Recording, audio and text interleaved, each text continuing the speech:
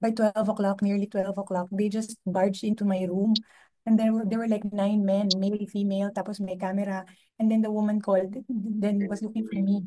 And then ang sabi niya, ang una niyang sinabi was that, to get my phone. Tapos Nicole is here, my assistant, because I requested from the chairman, si Chairman Chua, to request to give me a companion because I cannot stay here. I cannot sleep. Parang it's causing me so much anxiety and stress. So I requested, and kanina, he allowed. This afternoon, he allowed. And then suddenly, they just come in the room kasi the door kasi here, it locks from the outside. So you cannot lock it back from the inside. They're free to come and go. So they just went inside, and then pinilit nila kami to turn over our phone to them. Tapos nung when they got our phones, ang sabi namin, what is, uh, what is that? Nakamute, nakamute.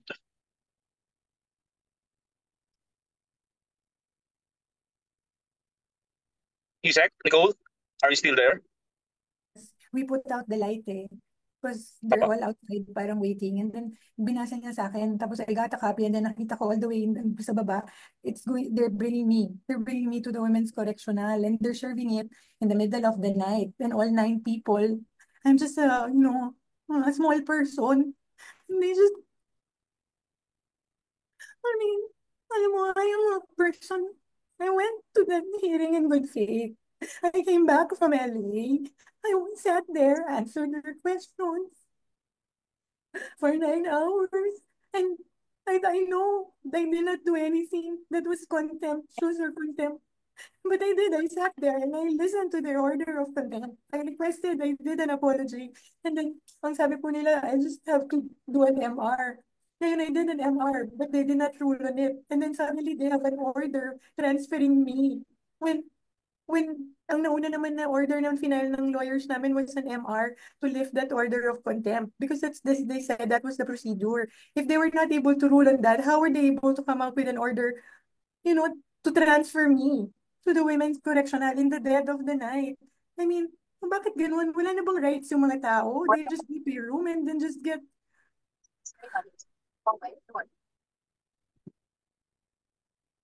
Wala, bakit?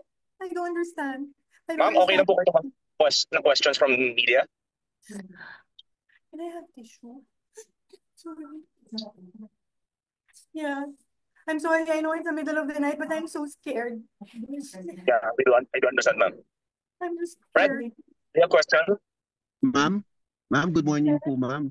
Ma'am, I hope I don't mind, pero why do you think po bigla kayong pinalipat bigla sa ano, correctional, ma'am? Do you think po ba it's because of the presence of the Vice President there? Parang do you think po ba na gusto kayong paghiwalayin ni VP Inday? Kasi I know that you have a close working relationship with the Vice President. So why do you think bigla kayong pinalipat sa correctional, ma'am?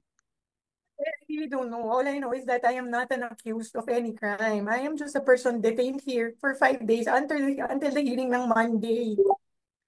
I have been trying to cooperate to the very best of my ability, so I do not understand why they just go to your room, get your phones, and then just tell you that they will move you to a women's correctional at 12 o'clock. Meron pa bang batas yan? Don't people get rights anymore? I am a person, I'm trying to cooperate. But they just move me there. Alam naman nila, I'm a chronic back concern. Tapos kanina pinayagan ako ni Chairman Chua dun sa mga request ko, and then suddenly they changed everything, and then they come up with an order when they were not able to rule on my MR to transfer. Why? I don't understand. I did not do anything. Ma'am, this is my last question, and I'm very much sorry. I'm sorry, ma'am, kasi I understand your situation right now. Pero ma'am, kasi po ma'am, ang ano na lang po siguro ang inyong next steps after this order. Are you going to file? Are you going to trigger na po ba, ma'am, the filing? I am not leaving this room. I am a detainee here in the House of Representatives detention facility for 5 days until the hearing on Monday. Nobody can just come in here and demand to transfer me in the middle of the night. I have my rights. I am Okay, not ma'am. accused of any crime. I am not Mm. leaving this room. Okay po, ma'am. Yun lang po, ma'am. Thank you po, ma'am. Salamat.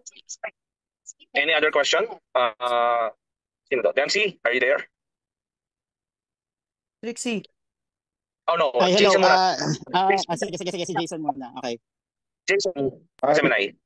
hi, Attorney. Good morning po. Attorney, if worst case scenario po, pinilit po kayo nila na ilabas po at i-transfer doon sa correctional, ano po ang magiging gagawin niyo? And will you consider po filing a case against sa mga tao na nasa likod? Yes, because this is already abuse. And this is really abuse of power already. I am here as a detainee of the house. And that was the order that I read, that was read to me. So I am not going anywhere. I'm not going anywhere. Ma'am, sa ngayon po ba alam na po ni VP Sara yung sitwasyon po, yung nangyayari po sa inyo? And what was her reaction po? Ano po yung Tinawag ko po siya and she's standing as my lawyer now. And I'm not leaving this room. I am not leaving this room. I called her, she's standing in as my lawyer pro bono. Because this is not correct. People have rights in this country. I have a right. And they should respect that.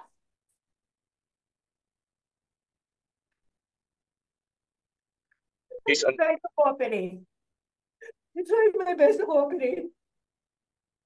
But this is what they do to you. And this is not correct.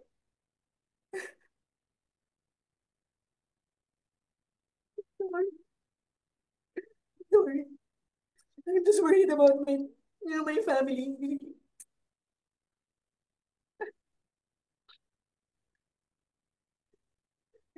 They just they just take you away in the middle of the night.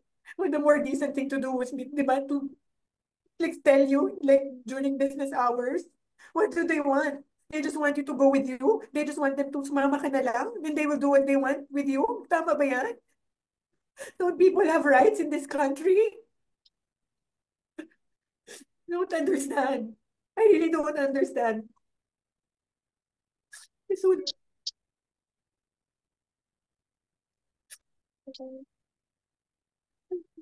Jason, do you have follow-up? Okay na ako, Sir Jace. Thank you po. Any other from the OVP? Dempsey, Inquirer, do Jason. you have Ma'am, good morning, I guess. Tanong ko lang, ma'am, tama ba siya 9 na tao ang pumasok dyan sa detention cell nyo at 12 midnight? Pumasok Okay. sila. And then when Okay. they were reading, sabi ko, bakit? Gabi na, oras na nang matutulog kami. And I said, they just want to read me something. And I said, no, you cannot. Kasi patulog na kami.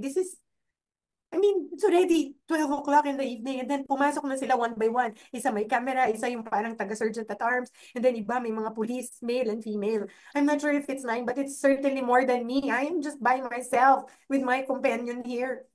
And then, I don't understand. Parang ganun ba yun? Ganun ba ang nangyayari sa bansa natin? They just parang badger and go to your room and then demand you to go with them?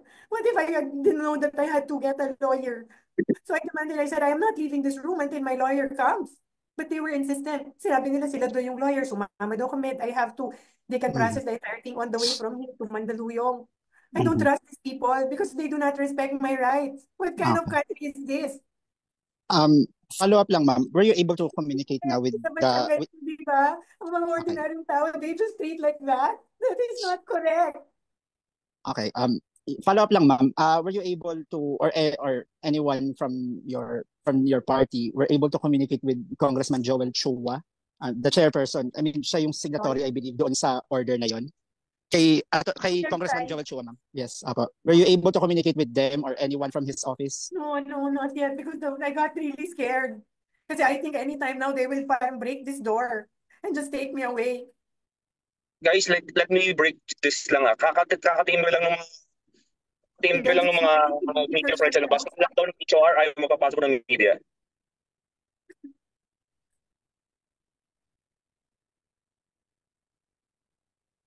What kind of country is this ba?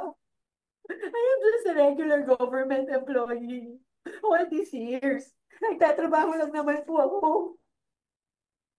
I don't even respect your rights. I do not understand. What kind of country is this? I'm so scared because I'm sure they're going to break that door anytime now. Alam nyo, ginawa ko, tilagay ko yung katre, yung double deck na bed, pinush ko sa door para hindi sila makapasok. I'm so scared.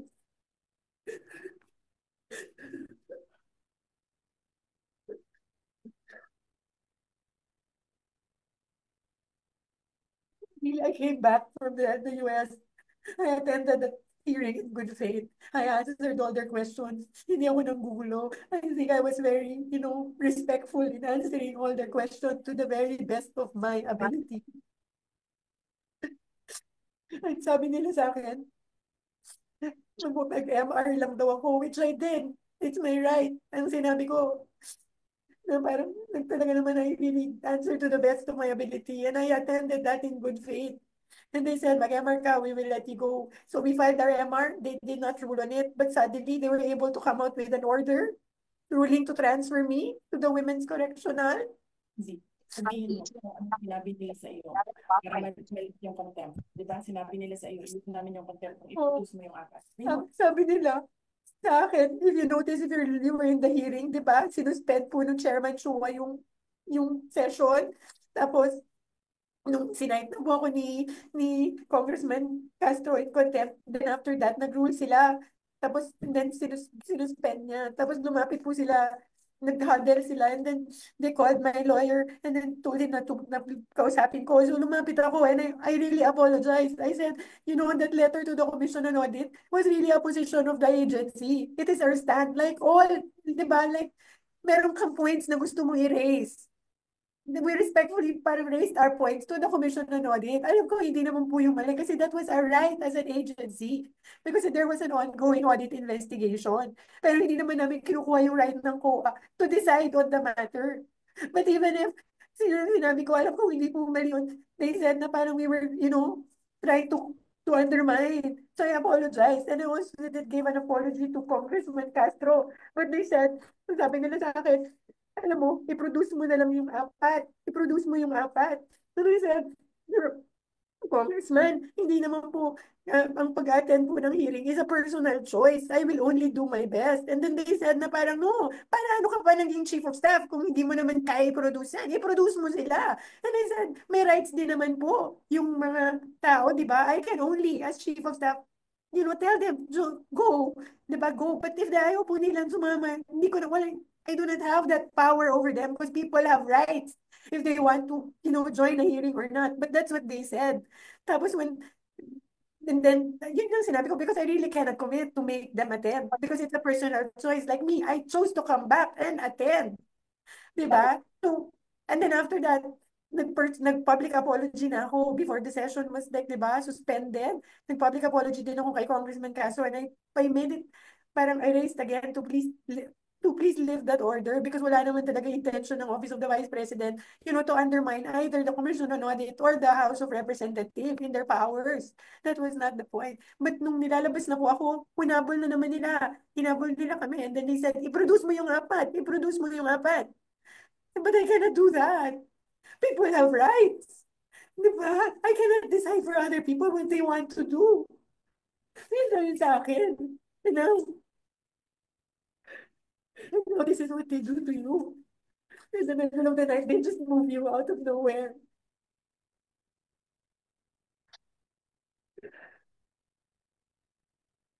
How can I produce people, diba? How can I do that? I can only produce myself, and which I have done.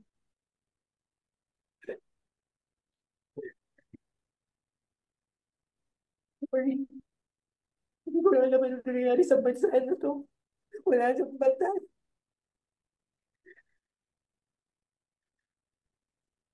OVP Media, are you still there? Anyone na gusto ko magtanong kay ma'am? Ma'am? Yeah. Ma'am Red Mendoza po ulit from Manila Times. Ma'am, sorry, I know you're very much ngayon in a very emotional mood right now. Pero ma'am, I want to ask lang po, do you think po ba na the order to move you to correctional was, yun nga po, I like to reiterate this again kasi kanina po nandyan po sa house si Kong Joel, si SAA, Naptaas, and also, so do you think po ba nangyari po itong decision na to while they were at the House of Representatives at talking to media na pakiramdam nila na baka dahil nga the vice president is there, she's high security risk, it's now time to move you out of, to correctional para mawala si VP dyan sa house? No, I am not part of this, political thing. I am not. I'm just a regular government employee. Really, I do not understand that entire, gambit of whatever it is that is happening politically. I don't. I'm just a worker in the office of the vice president. So I don't know why they're doing this to me. I don't know. Simply, I Yun lang don't po, know. ma'am. Yun lang po, ma'am. Yun lang po, ma'am. Ay, hello, pwede pong magtanong. Bonds from Rappler. Ma'am Zuleika, ask ko lang po, so what's going to happen next? Sasama po ba kayo? Ano po ba yung pwedeng abangan or mangyayari dito sa ginagawang ng mga PNP personnel outside your detention facility? I am not leaving my room. I am not. I am a detainee here at the House of Representatives. I am not an accused. I am not an accused na pupunta sa isang jail facility. I am not an accused. I have my rights. I have my rights. I am not moving. I am not leaving this room. I am not. Ma'am, JC here.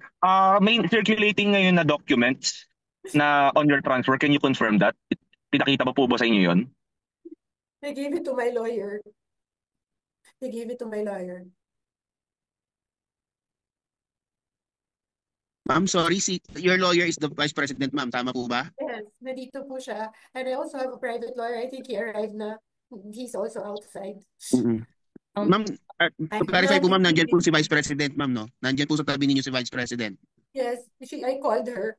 I called her kasi they just barged in eh. Pumasok lang talaga sila. Nakikita niyo ba yung katre dun sa likod ko? Pinush ko po yan para hindi sila makapasok. Kasi I told them, I want my lawyers. I am not going anywhere. I am not going anywhere. And then I told them to get out of this room. Because as a detainee of this facility, this is my space. And then when they left, I pushed that. Look at that. I pushed that by myself. I have a chronic backache. Because I am so scared. Malito eh. People have rights in this country. Okay po, ma'am. JC, I have a question. Is it okay to ask a question? Yes. Is Anna. Sino po ito? Si Anna po. Si Anna po ito. Oo. Yes Anna po. Sige. Yes po. Manila Times columnist po. Okay. Yes, you can proceed now. Opo, ang tanong ko po kay Attorney Laika, what's your appeal to Congressman Chua? And then, that's one question unto the speaker. Kasi sila naman talaga ang dito ang kung tutuusin sa kanila yung mga utos nang gagaling eh.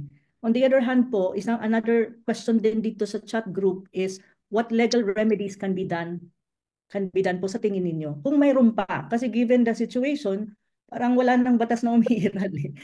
Yun po yung tanong ko po, ma'am. Maraming salamat po. Salamat, JC. Ang sa akin lang, please respect my rights as a person, as a Filipino in this country. I am not an accused. I was given and served that order for detention here in HOR. Hindi ko na alam ano yung ways forward kasi parang wala nang batas sa bansang ito. Wala na. Kahit ano na lang pwede, paiba-iba. Tapos isi-serve nila sa'yo in the middle of the night. What is that? Is that even right? Wala na pong batas, ma'am. Wala na pong batas sa bansang ito. Opo, maraming salamat, Attorney Laika. Ma'am Ana? Stay strong po. Ma'am Ana? Opo. Ma'am Ana? I was just informed by the OBP Legal. Nasa labas po sila ng HOR gate, pero ayaw din silang papasukin. Oh my. Sabi na PNP sa labas. I'm sure they're just going to break down that door. They're all outside, but I'm not leaving this room. I am not.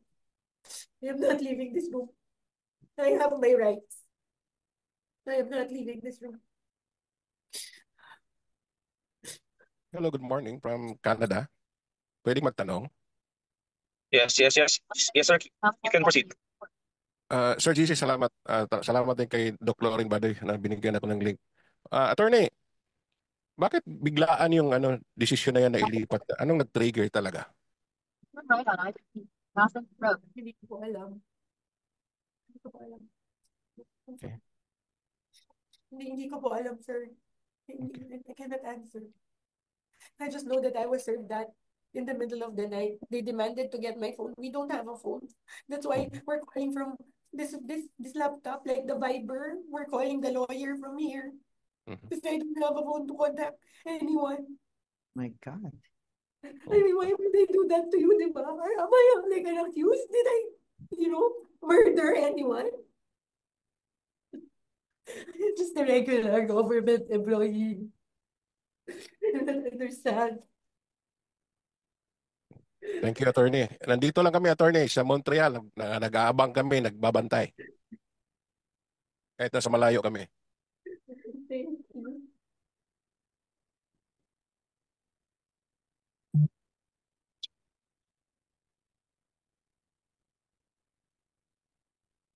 JC, may I ask if I may? Si Mika. Jason?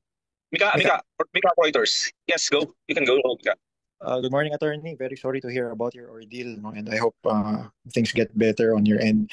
Attorney, we just wanted to get our facts straight, no? So, I understand my question will involve reliving what you went through, but just so we can accurately report what exactly happened. So, can you narrate to us, like what time did these people arrive? What did they read to you? Kasi you mentioned kanina they read something which you did not want to read, and what exactly did they take from you aside from your cell phone, or is it just your cell phone, and how are you able to access the internet at this point? Thank you. What happened was, nakapajama na kami kasi we're going to sleep, and our light is already closed, like this, dark. And then they, like that on your door, like back, and then this entered. Because in this facility, the lock is outside. I mean, people can just go back. That's what they did. They ran in, but it was just not one person, which is the usual. Like, for example, ma'am, nandito na po yung pagkain nyo. It was not like that. So we were parang surprised. What's that about? Kasi magtutulog na kami, di ba? Tapos yun, suddenly they all came in, PNP, and then some other person in parang uniform.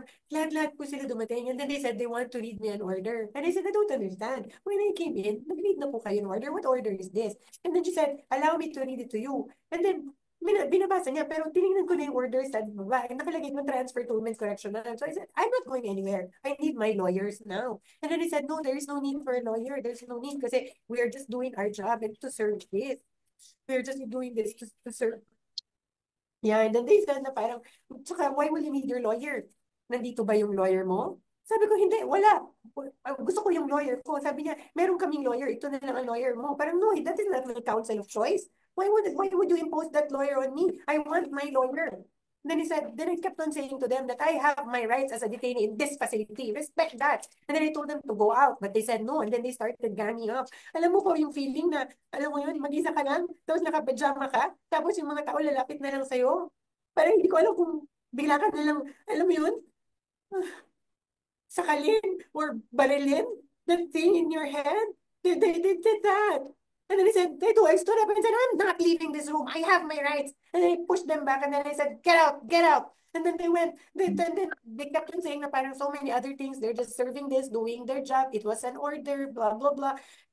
I didn't anymore. I just told them to step out of my room because as a detainee of this facility, this is my area. Do not come in. It was the moment they came, and when they went out, I already pushed that by myself. That you see that bed? I pushed that all the way to the door para they cannot go in. And then I called the vice president because she was here. And then she came, after a while, she came in and pumasok na kami sa room. And hindi ako lalabas. Hindi ako lalabas. Please, pwede magtanong. And sorry, just very quickly, Jason, if I may. Sorry. Go ahead. So after you pushed back, attorney, they left the room, no? Tama ba? Did they appreciate that detail accurately? Because I think alam din naman nila na mali yung ginagawa nila. You don't serve people in the dead of the night. What is that? You serve, di ba, official business hours? Because hindi naman po ako criminal eh. I am not a criminal. I am already here in their facility. I have assured them already that I will attend their hearing on Monday. So why will they treat me like that? So that's why I said I want my lawyers. I want my lawyers. Glasses. Attorney?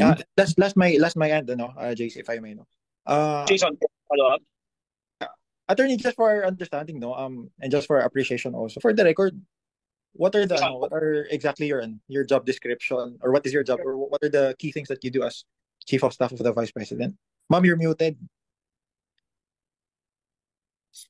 I don't understand. Di ba, kanina I said na parang when they issue that order of contempt, ang sabi nila sa akin was that you just file an MR, a motion for reconsideration. So minamadali namin yun kasi alam namin walang opisina ang House of Representatives pag Friday. So nung Wednesday ba ako? Here, Wednesday, nag-file na kami agad. No, Thursday, first thing. And I waited and waited for them parang to rule on my MR. But they never did. Tapos kanina, on a Friday, when there is no office, there is no business office at time in the House of Representatives, they issue an order transferring me. And then suddenly they serve it like in the middle of the night. Oh, what does that tell you? Diba? Paano sila nakaka-rule on may transfer? Hindi man nila na-rule yung aking motion for reconsideration. That's why I said, hindi ako sasama. Hindi, mali ito. May rights ako. I'm not going anywhere. They cannot just do that to people ba? We are just ordinary people working for the government. Diba? We just do our best every day to work for a better country. Tapos ganito, that's what they treat us. That's how they treat you. Bakit naman ganyan? Anong klaseng, wala nang batas, wala na, there's nothing in this country. Wala na pong batas na nag-work.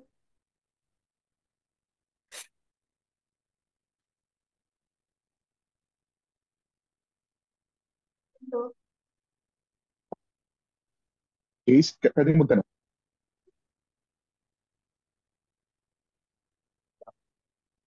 Go ahead, Jason. Next question, please. Yes, Attorney, do you consider this po, itong nangyayari po sa inyo ngayon as an injustice? Do you consider your situation as a form of harassment? And my follow-up question po, Attorney, sa nangyayari po ngayon, sa ginagawa po sa Office of the Vice President, can we still trust this government?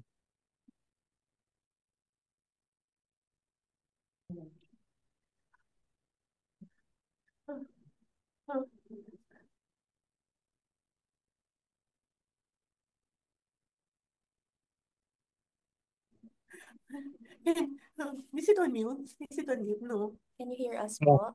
You're online, ma'am. Go ahead, ma'am. Go ahead. Sorry. Alam mo, I would not have pushed that bed by myself if I did not feel that I was being threatened. My life is being threatened.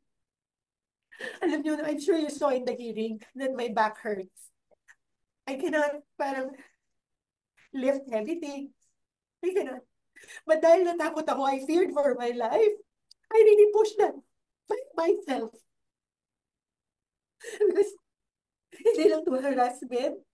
This is really a threat to my life. They gang up on you in the middle of the night. Huh? How is that done? Isn't that a threat to my life? Alam nila that I'm sick. I have said that repeatedly when their doctor came here. And they bring 9, 10 people to serve you in the middle of the night in your pajamas. This is a threat to my life. It's not harassment. Yes, ma'am, we feel you. That's what they did po sa Kingdom of Jesus Christ. But my follow-up question, ma'am, can we still trust this government sa nangyayari po ngayon sa OVP, sa ginagawa po nila against the Office of the Vice President? Can we still trust this government? Wala nang batas sa bansang ito. Wala na pong batas. Kawawa naman po ang Pilipino.